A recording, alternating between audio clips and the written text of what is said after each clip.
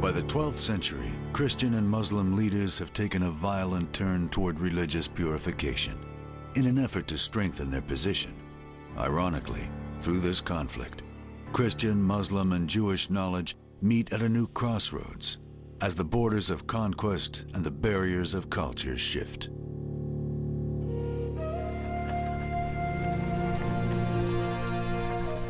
As conditions worsen, refugees continue to flee the puritanical rule of the Almohads.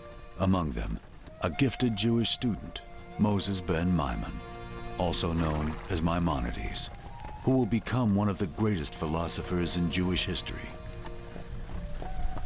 Here you have a Jew who is extremely learned in the Jewish tradition, but also very well versed in the general intellectual, in the themes of general intellectual life, particularly in the sciences and philosophy. He was born in Spain, but he lived at a time of systematic persecution.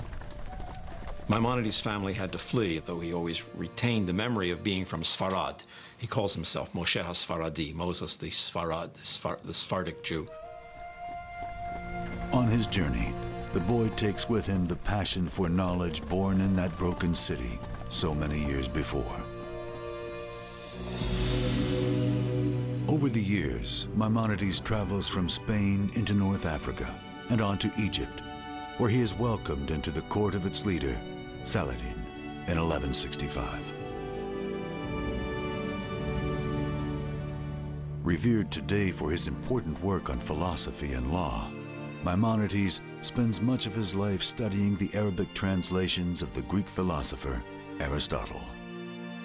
Maimonides' scholarship on Aristotle is seen as controversial in the 12th century, as much of Aristotle's science seems to conflict with religion. Maimonides is the one who really takes upon himself to demonstrate that you can be a full adherent of Aristotelian philosophy and still remain loyal to the religious tradition. These things can be harmonized. One of Maimonides' contemporaries, a Muslim scholar named Ibn Rushd, also known as Averroes in the West, is able to stay in Cordoba and debate the problem of philosophy with his fellow Muslims. Averroes was, like Maimonides, was a religious lawyer by training and a philosopher, and he also developed a philosophical system that made room for the Greek philosophical tradition and found ways to explain the Islamic system in such a way as to harmonize with it. The problem of reconciling the science of Aristotle with the religious scriptures is common to Islam, Judaism, and Christianity. But through the work of Averroes, all three religions are able to expand their philosophies.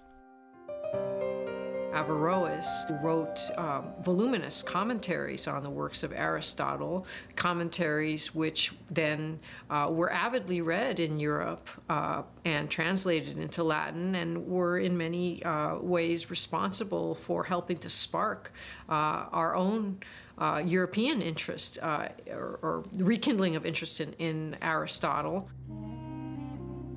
Students, even today, at almost any Catholic seminary in the world are going to study some of the theological and philosophical works of Thomas Aquinas. And what we don't often think about is that Thomas Aquinas and his colleagues who built their theology largely around the philosophical works of Aristotle.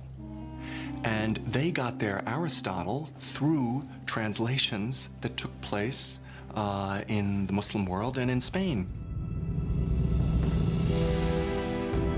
The valuable work of scholars like Maimonides and Averroes will come to the West through an unlikely portal, the now Christian city of Toledo.